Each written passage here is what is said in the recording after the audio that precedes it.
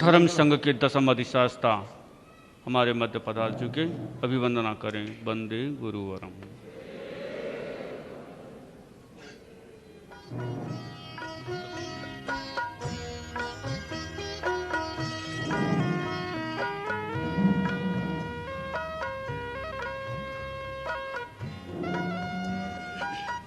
हाँ।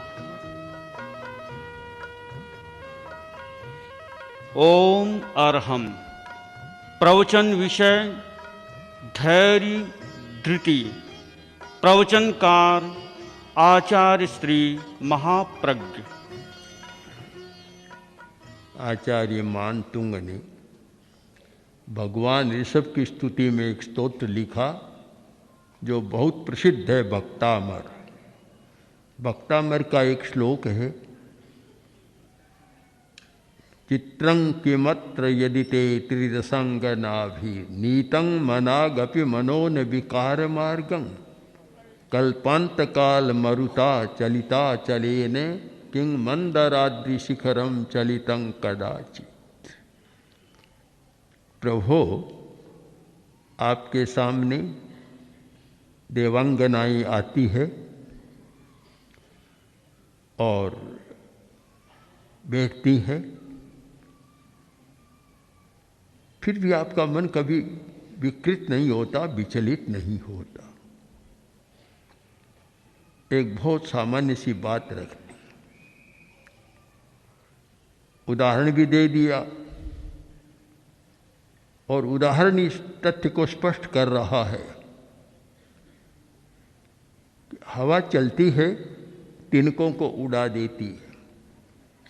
बहुत तेज है तो कभी कभी छप्पर को भी उड़ा देती है, और बहुत चक्रवात की हवा है तो बैलगाड़ियों को भी ऊपर उठा देती है। ये सारा होता है। किंतु क्या कल्पांत वायु भी चले तो क्या मेरू पर्वत को हिला सकती है? कभी नहीं हिला सकती। इस श्लोक से हम एक सच्चाई को समझने का प्रयत्न करें कि जिसने साधना के द्वारा अपनी मानसिक दशा को अविचलित बना लिया, वह अवस्था हमारी धृति है। धृति का एक अर्थ है अविचल अवस्था, विचलित नहीं होता। भारवी ने भी सुंदर लिखा है कि विकार हेतौ सति विक्रियन्ते ये साम न चेतांसी तएव धीरा। अविचलित अवस्था, चाहे कहें अप्रभावित अवस्था, जो प्रभावित नहीं होता, जिसमें धृति का विकास नहीं होता, वह जो सामने स्थिति आती है उससे प्रभावित हो जाता है। नाटक हो रहा था और नाटक में भी एक बहुत बड़े आदमी जो स्वयं बड़े नाटककार थे, और खलनायक का दृश्य आया, इतने बह गए, उसमें प्रभावित हो गए कि खड़े होकर जूता निकाल कर उसको पीटने लग गए खलनायक को। ये प्रभावित अवस्था। अप्रभावित अवस्था, अविचलित अवस्था, परिस्थिति से जो विचलित नहीं होता और परिस्थिति से जो प्रभावित नहीं होता, वह मनोदशा हमारी धृति या धैर्य है। विकार का हेतु होने पर भी विकृत नहीं होता, उसको धीर कहा गया। वह धीर आदमी है। सामने कोई भी या कुछ भी स्थिति आई और उसमें बह गया, वह हमारी अधृति हो जाती है।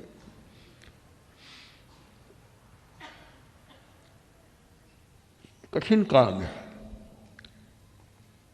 स्थिर रहना बड़ा कठिन है।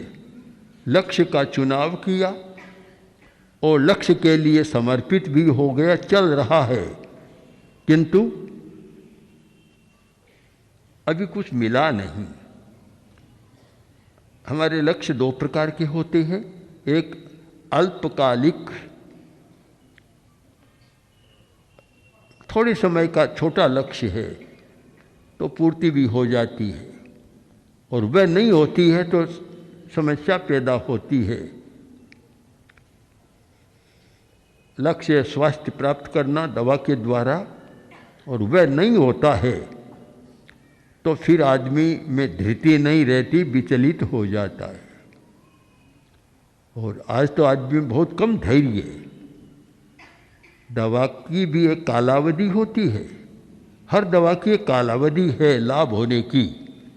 आयुर्वेद में तो बहुत बड़ा नियम है इसका कि कितने समय में लाभ होगा, और एलोपैथी में ऐसा इसीलिए कि भाई 10 गोलियां लो, मलेरिया बुखार है तो रिसोचिन की 10 गोलियां या कोई दूसरी 10 गोलियां पूरा कोर्स करो। अब पूरा कोर्स करने के बाद नहीं होता तो फिर दूसरी स्थिति बन जाती है। कुछ लंबी भी होती है, ऐसी विकृतियां हैं कि उसके लिए लंबी दवा लेनी पड़ती है। तो अलग अलग समस्याएं और अलग अलग उनका समाधान और अलग अलग कालावधि होती है। असीम तो कुछ भी नहीं होता, अनंत काल कुछ भी नहीं होता, सबके लिए सीमा है, किंतु सबके लिए समान नहीं होता। एक रोगी ऐसा होता है कि कुछ समय में ठीक हो जाता है, और एक रोगी ऐसा है कि उसको लंबे समय तक दवा लेनी पड़ती है। 10वीं कालिक निरुक्ति का एक बहुत सुंदर सूत्र है कि जस्य धी तस्य सामान्यम, जिसके धृति है उसके लिए सामान्य है। सामान्य का मुनि धर्म का पालन वही कर सकता है जिसमें धृति है। जिसमें धृति नहीं है वह विचलित हो जाएगा या प्रभावित हो जाएगा। दोनों अवस्थाएं होती है, या तो अपने मानसिक विचारों से विचलित हो जाता है अथवा बाह्य पदार्थों से प्रभावित हो जाता है और फिर वह स्थिर नहीं रह पाता। उत्तराध्ययन सूत्र का एक बहुत सुंदर निरूपण है कि मुनि बन गया, 5 वर्ष बीत गए, 10 वर्ष बीत गए, 20 वर्ष बीत गए, कोई विशेष लब्धि नहीं हुई, कोई उपलब्धि नहीं, लब्धि नहीं है कोई भी। उस समय एक मन में विकल्प उठता है, निरथ गम्य विरहो मेहुणाओ सुसंबुड़ो जो सखम ना विजानामी धम्मं कल्याण पावकम। मुनि के मन में ये विकल्प उठता है कि मैं तो व्यर्थ ही घर छोड़कर आया हूँ। मैंने घर छोड़ दिया, परिवार छोड़ा, सबको छोड़ा, धन को छोड़ा और विरत बन गया।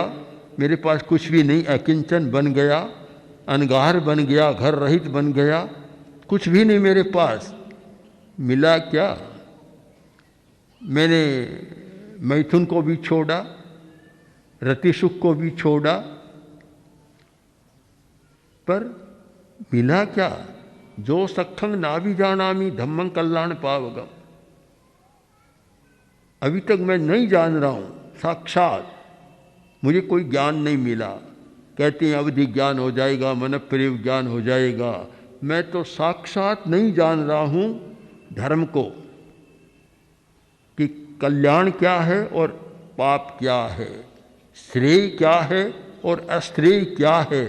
साक्षात नहीं जान रहा हूँ। जान रहा हूँ सूत्रों को पढ़कर, ग्रंथों को पढ़कर, दूसरों की वाणी को पढ़कर जान रहा हूँ, किंतु जब तक मैं साक्षात नहीं कर लेता पूरा भरोसा मैं कैसे करूं?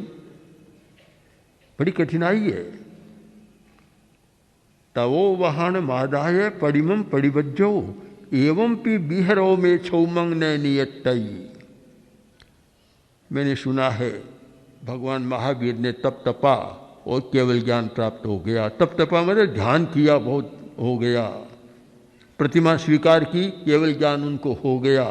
बहुत सी आख्याएं और आख्यान व्याख्यान मैंने सुने हैं, बहुत से कथानक सुने हैं, पढ़ा है, पर मैं तप भी कर रहा हूँ, उपधान भी कर रहा हूँ, प्रतिमा को भी स्वीकार कर रहा हूँ, पर इस सारी चर्या करने के बाद भी मेरा छद्म भाव गया नहीं, मुझे कैवल्य प्राप्त नहीं हुआ, मुझे साक्षात ज्ञान प्राप्त नहीं हुआ, तो लगता है सारा निरर्थक है, फालतू में कर रहा हूँ। अधृति हो गई, और ये अद्वितीय होती है, फिर उसको सामान्य को छोड़ने में भी कठिनाई नहीं होती। बहुत सारे विचलित हो जाते हैं, साधु जीवन को भी छोड़ देते हैं। कौन छोड़ता है? जिसमें अद्वितीय पैदा हो जाती है। अद्वितीय का बहुत बड़ा कारण है मानसिक विचलन। मन में चंचलता आ गई, विचलन हो गया, फिर वह लक्ष्य की पूर्ति तक नहीं जा सकता। इस विषय में हमें चिंतन करना है कि धृति का प्रतिपादन क्यों किया गया, कि जो दीर्घकालीन साध्य है उसे अल्पकाल में सिद्ध करो, यह एक समस्या है।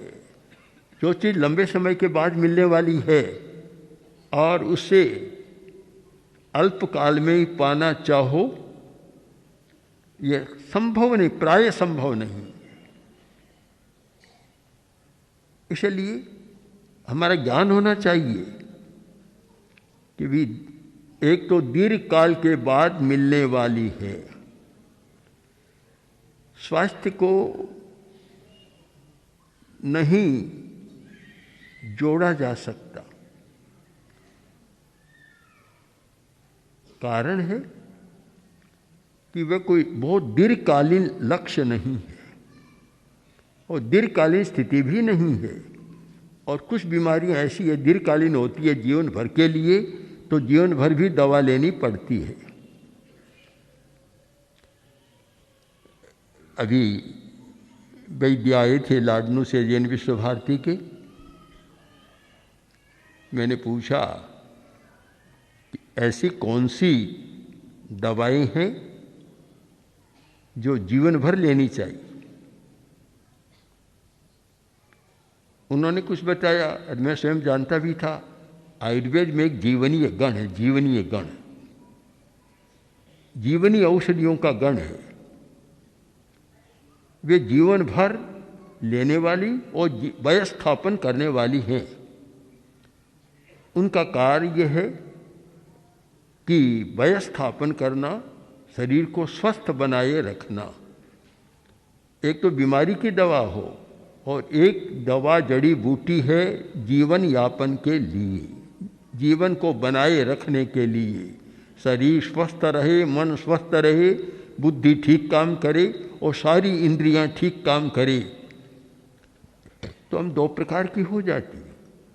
जहाँ बीमारी की समस्या है वहाँ तो ये हो सकता है कि इतने दिन दवा ली, रोग ठीक नहीं हुआ, तो क्या करना चाहिए कि या तो बदलनी चाहिए या और कुछ करना चाहिए। किंतु बीमारी नहीं है, हमने जो लक्ष्य बनाया है और लक्ष्य की पूर्ति नहीं हो रही है, वहाँ विचलन होने का प्रसंग आता है। लक्ष्य तो बनाया और पूर्ति नहीं हो रही है, उस समय हमारा विवेक होना चाहिए। धृति और विवेक दोनों साथ साथ चलते हैं। विवेक धृति का सहायक तत्व है। इसीलिए कहा सहसा विदधीत न क्रियाम, जल्दबाजी में कोई काम मत करो। जो अधीर आदमी होता है जल्दबाजी में कोई काम कर देता है। जल्दबाजी में कोई काम न मत करो, क्योंकि अविवेक है परमापदम पदम। अविवेक है बड़ी आपत्ति का स्थान है, इसलिए जल्दबाजी में मत करो। प्रसंग सब जानते हैं, संस्कृत साहित्य का अच्छा प्रसंग है कि भारवी ने श्लोक बनाया था और अपने पुत्र को दिया अंतिम समय में कि देखो यह श्लोक रखो, जब कभी कोई आपत्ति आए, कठिनाई आए, उस समय एक श्लोक बेच देना और इस श्लोक का मूल्य 1,00,000 मुद्रा, 1,00,000 में बेचना, कम में नहीं बेचना, तुम्हारी समस्या सुलझ जाएगी। संयोग बना, भारवी चले गए। महाकवि भारवी संस्कृत के बड़े विद्वान कवि थे, चले गए। पीछे परिवार में कठिनाई आई तो लड़के ने सोचा अब इसको बेचना है। बाजार में गए और बाजार का एक नियम बना रखा था कि बाजार का एक प्रमुख व्यक्ति था, उसका ये नियम था कि बाजार में जो भी आएगा बिक जाएगा, ठीक है, नहीं बिकेगा तो सारा मैं खरीदूंगा, मेरी जिम्मेवारी। और माल तो बिका, पर अब एक संस्कृत का श्लोक और 1,00,000 मुद्रा कौन खरीदे? किसी ने खरीदा नहीं, उसी के रह गया। सोचा कि कठिनाई तो हुई है, एक श्लोक 1,00,000 मुद्रा, पर संकल्प है, पूरा कर दिया। श्लोक को लाकर और अपने शयन कक्ष में उसको टांग दिया। व्यापारी परदेश गया धन कमाने के लिए, बहुत धनी था, और भी लोग जाते हैं धन अर्जन के लिए। बाहर गया और उस समय में यात्रा बड़ी मुश्किल होती थी। आजकल तो जैसा नहीं है कि यहाँ से चलो, बम्बई से चलो, 8-10 घंटा में कहीं विदेश में कहीं पहुँच जाओ, ऐसा तो नहीं था। लंबी यात्राएं होती थी और लंबा प्रवास होता था। काफ़ी वर्षों तक रहा, शायद 5, 7, 10 वर्ष रहा होगा। वापस घर पर आया, अचानक आया, और संवाद भी नहीं थे। आजकल तो सूचनाएं मिल जाती है, उस समय तो कोई साधन नहीं था। अचानक आया, रात्रि के समय पहुंचा और घर का दरवाज़ा खुलवाया, भीतर शयन कक्ष में गया तो देखा एक स्त्री और पुरुष दोनों साथ में सोने। देखते ही बस अधृति, धैर्य की बांध टूट गई, अधैर्य का विकास हो गया। और तत्काल पास में तलवार थी, पुराने बड़े लोग तलवार रखते थे साथ में, तलवार निकाली और चलाई नहीं, इतने में ध्यान उस श्लोक पर चला गया कि सहसा विदधीत न क्रियाम अविवेक परमापदाम पदम। जो विमृश्यकारी है उसके पास संपत्ति आती है, सहसा कोई काम नहीं करना चाहिए। ये श्लोक पढ़ा और तलवार को रख दिया। सोचा कि मुझे भी जल्दबाजी में काम नहीं करना, उतावली में कोई काम नहीं करना चाहिए। पत्नी को जगाया, उठी और देखा कि पति अचानक आ गए। बोले आप आ गए, पर पति का तो थोड़ा चेहरा बदला हुआ, त्योरियाँ बदली हुई थी, बिरकुटी तनी हुई थी। बोला कौन सो रहा है तुम्हारे साथ, कौन है? आप पूछते हैं कौन है? आपका ही तो पुत्र है, आप गए तब छोटा था, अब थोड़ा बड़ा हो गया है। सब देखा, तब सोचा कि 1,00,000 रुपया नहीं, अगर मैं इस श्लोक का 1,00,00,000 रुपया देता तो कम था। कितना अनर्थ हो जाता कि इस तलवार से पत्नी और पुत्र दोनों के गले कट जाते। सहसा विदधीत न क्रियाम, अविवेक और जल्दबाजी दोनों साथ हो तो बड़े अनर्थ हो जाते हैं। और जो लोग जल्दबाजी में काम करते हैं, बस वही समस्या पैदा करने वाले हैं। आजकल तो नहीं करते हैं, आज का ज़माना बदल गया। आज हम धैर्य देखें कि 14 वर्ष तक हिंदुस्तान और पाकिस्तान में संघर्ष चला, सीमा पर युद्ध होता रहा, पर युद्ध नहीं किया किसी ने, नहीं किया। धैर्य तो है, नहीं तो पुराना ज़माना होता तत्काल बस काम शुरू हो जाता। आजकल ये विवेक है, विमर्श होता है कि युद्ध का परिणाम क्या होगा। बहुत लोगों ने कहा कि युद्ध की घोषणा कर देनी चाहिए, पर सरकार ने नहीं की। कारण कि चिंतन है कि विमर्श करना चाहिए कि हमारे पास अगर अणु बम है तो सामने वाले व्यक्ति के पास भी अणु बम है, और अगर अणुअस्त्रों का प्रयोग हुआ तो कितना दोनों देशों का नुकसान होगा। विवेक से काम लिया। अनेक बार ऐसा लगा कि युद्ध होने वाला, बस अब चालू होने वाला नहीं हुआ। तो धृति का परिणाम है कि बड़ा संकट टल गया और अब शांति की दिशा में प्रस्थान भी हो गया। हर व्यक्ति को, चाहे वह गृहस्थ का जीवन जीता हो, चाहे मुनि का जीवन जीता हो, जल्दबाजी में कोई पग नहीं उठाना चाहिए। बहुत सोच समझ कर और सारा काम करें। जिस मुनि ने ये सोचा कि मुझे अभी तो कोई ज्ञान नहीं मिला, मैं क्यों फालतू मुनि जीवन का भार लूँ, क्यों तपस्या करूँ, क्यों साधना करूँ, क्यों अभ्यास करूँ, मुझे क्या करना है। अगर ऐसा सोचता है तो फिर उसका मुनित्व रहता नहीं, मुनित्व को छोड़कर भी जा सकता है। इसीलिए ठीक निरुक्तिकार ने कहा कि जस्य धी तस्य सामन्यम, धृति है उसी के सामान्य होता है। तो हमें इस पर विचार करना कि सर्वत्र एक नियम नहीं होता। अल्पकालिक समस्या के लिए धृति की ज़्यादा आवश्यकता नहीं होती। कभी अल्पकालिक समस्या समाधान नहीं हुआ तो दूसरा रास्ता खोजना चाहिए। किंतु जो दीर्घकालिक समस्या है वहाँ अगर हम अल्पकालिक समस्या का नियम लागू करें तो भ्रांति पैदा हो जाती है। कैवल्य कोई 10-20 दिन में 100 दिन में मिलने वाला नहीं है, जिसके लिए कि जन्म खपाए, कई जन्म लग जाती हैं साधना करते करते, तब कोई व्यक्ति पहुंचता है। अब हमें लगता है कि अमुक व्यक्ति को इतना बड़ा ज्ञान हो गया, केवल वर्तमान को मत देखो, पीछे को भी देखो, अतीत में कुछ करके आया है। अतीत में कुछ करके आया है तो तत्काल हो गया, जिसने अतीत में कुछ नहीं किया उसको नहीं होगा। इस सच्चाई को भी हमें समझना है कि जिसको जल्दी उपलब्धियां हो गई, जल्दी ज्ञान मिल गया, जल्दी केवल ज्ञान मिल गया, तो हमें निष्कर्ष निकालना चाहिए कि यह व्यक्ति साधना करता करता आया है और इसका ये अंतिम निष्पत्ति काल आ गया।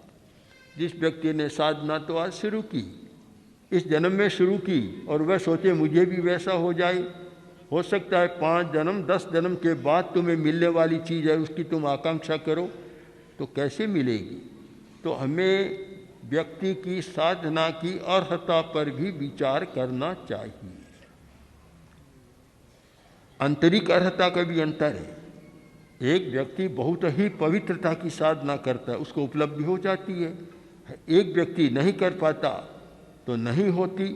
तो इन सब स्थितियों में एक धृति का प्रयोग करना जरूरी है।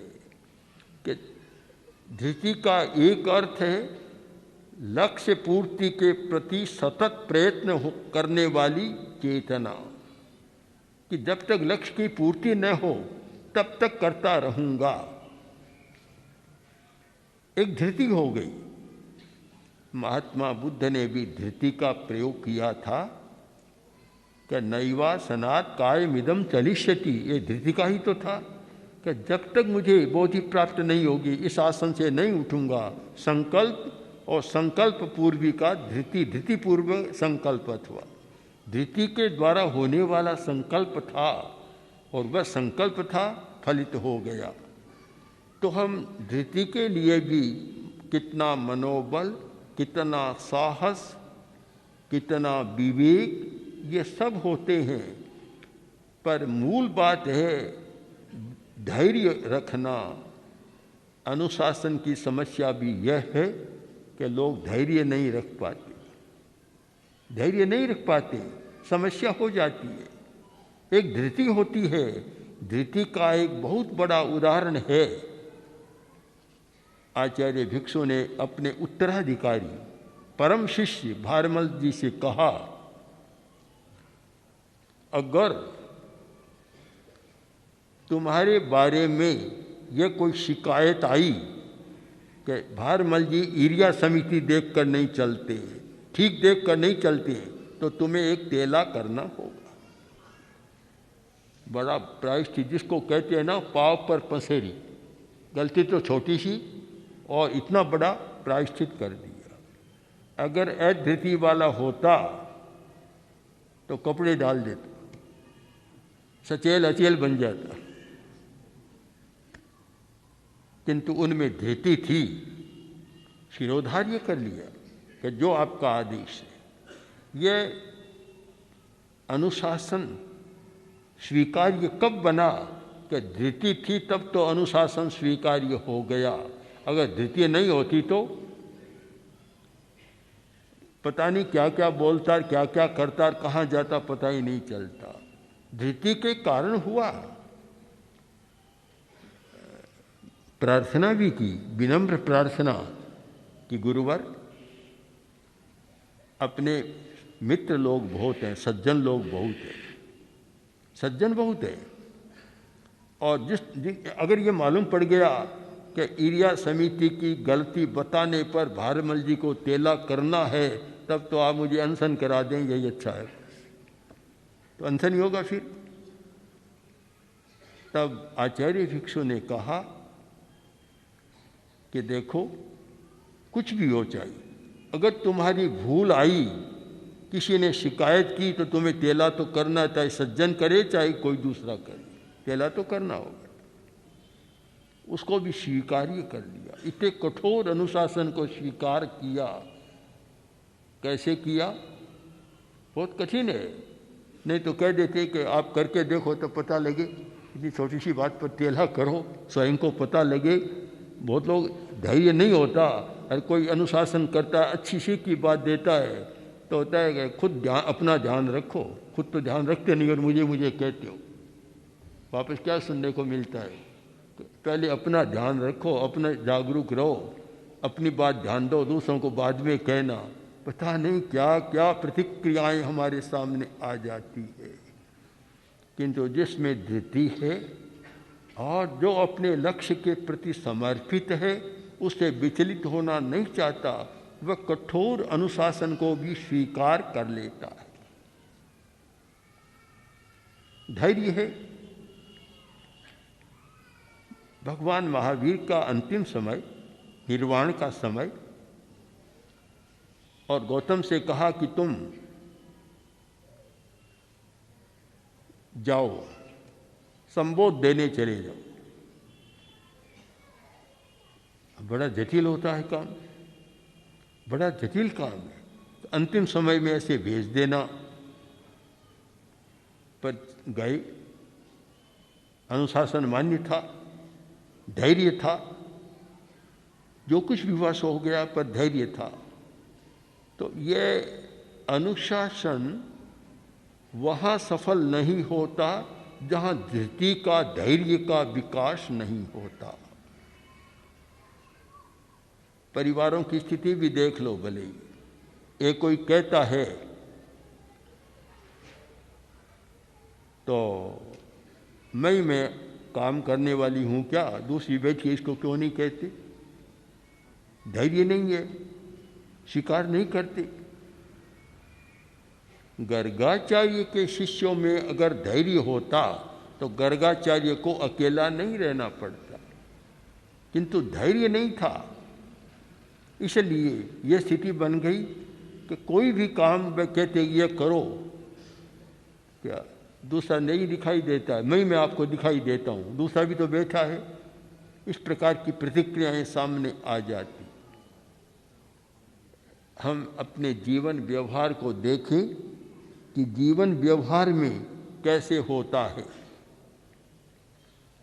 समीक्षा करनी चाहिए कि अनुशासन के प्रति हमारा समर्पण तभी सार्थक होगा जब हमने धृति का विकास किया है। और धृति के लिए हमारे सामने 3 परिभाषाएं स्पष्ट हो गई। हमारी अविचलित मनोवस्था, मन की मानसिक अवस्था जो अविचलित है, हमारी अप्रभावित मनोदशा, और तीसरी बात जो हमारे बहुत चर्चित है, मनोनियामिका धृति, यानी मन का नियंत्रण करने वाली अवस्था, उसका नाम है धृति, जो मन का नियमन करती है। धृति नहीं है, वह मन का नियमन नहीं होता, बस जो आया मन में कर लिया, उस पर कंट्रोल नहीं होता। धृति हमारे मन पर कंट्रोल करने वाली है। काम करते हो, अभी मत करो, ठहरो ठहरो। हमारे मस्तिष्क में क्रोध करने का भी एक तंत्र है और क्रोध को रोकने का भी तंत्र है। दोनों तंत्र है। मनोविज्ञान ने इसका बहुत अच्छा विश्लेषण किया है कि क्रोध करने वाला, एक आदमी क्रोध करता है तो वह तंत्र सक्रिय हो जाता है, प्रकोष्ठ, और क्रोध करता है। पास में ही उसे रोकने वाला है, वह कहता नहीं, अभी मत करो, अभी इतना गुस्सा मत करो, रोको रोको। करने वाला तंत्र भी सक्रिय है तो साथ में रोकने वाला भी सक्रिय है। अगर वह न हो तो आदमी को इतना गुस्सा आए कि 2 क्षण के बाद वह जिंदा ही नहीं मिले। किंतु साथ में रोकने वाला है। हमारे व्यवहार और आचरण को रोकने वाला तत्व कौन है? धृति, धैर्य है हमारा, जो रोकता है अभी मत करो, जल्दी मत करो। गुरु ने कोई उलाहना दिया, कड़ा निर्देश दिया, अनुशासन किया और एकदम विचलित हो गया, उस समय धृति अगर है तो वह ठीक होता है। स्वयं में धृति है अथवा धृति का प्रयोग कराने वाला है। मैंने देखा पूज्य कालूगणी कभी कभी काफ़ी कठोर अनुशासन करते थे। वैसे तो इतने कोमल, किंतु अनुशासन में बड़े कठोर हो जाते, गलती पर कठोर अनुशासन करते। अब उस मुनि के लिए वह सहना मुश्किल होता, चला जाता कि चले जाओ, चले जाते। फिर हमारे 5-4 बड़े साधु जाते, क्यों 5-4 साधु जाते, देखा हुआ है बहुत सारा, जाकर कहते देखो गुरु ने हित के लिए उलाहना दिया है, तुम थोड़ा धैर्य रखना, विचलित नहीं होना, ये करना। उसको समझाते 10-20 मिनट, आधा घंटा समझा कर उसका जो दिमाग गर्म होता उसको ठंडा करते कि पारा ऊपर नहीं जाए, मतलब सारा ठंडा करते, समझाते। अरे वह ठीक थोड़ा स्वस्थ होता, फिर आकर विनम्रता करता, गुरुदेव मेरी भूल हो गई, आपने बड़ा अच्छा किया। और एक हमारी परंपरा चली, मैंने देखा है साध्वी लाडा जी को, डूंगरगढ़ में जो प्रवासिनी थी साध्वी लाडा जी, जब कभी उनको उलाहना दिया जाता छोटा मोटा, तो उलाहना तो होता 2 मिनट का है, उनकी घंटी आधा घंटा नहीं रुकती, आधा घंटा तो घंटी बजती रहती कि गुरुदेव आपने बड़ी कृपा की, आपने अमृत का प्याला पिलाया, आज मुझे यह किया, बोलते ही चली जाती। वह शंख घंटी जैसे घंटा बाजार उसकी टंटनाहट चलती रहती है, अनुगुंज चलती रहती है, वह अनुगुंज चलती रहती। ये कैसे हुआ कि जब धृति का विकास किया गया, अनुशासन के साथ धृति का विकास, कोरा अनुशासन और धृति न हो तो अनुशासन बहुत काम का भी नहीं होता, चल भी नहीं सकता। तो इसलिए हमें अनुशासन के साथ धृति का विकास करना भी बहुत जरूरी है। तो अनुशासन के लिए जरूरी है सहिष्णुता, अनुशासन के लिए जरूरी है विनम्रता, और मैं मानता हूँ धृति उससे कम नहीं, उससे ज़्यादा महत्वपूर्ण है। अनुशासन के लिए एक महत्वपूर्ण तत्व है हमारी धृति।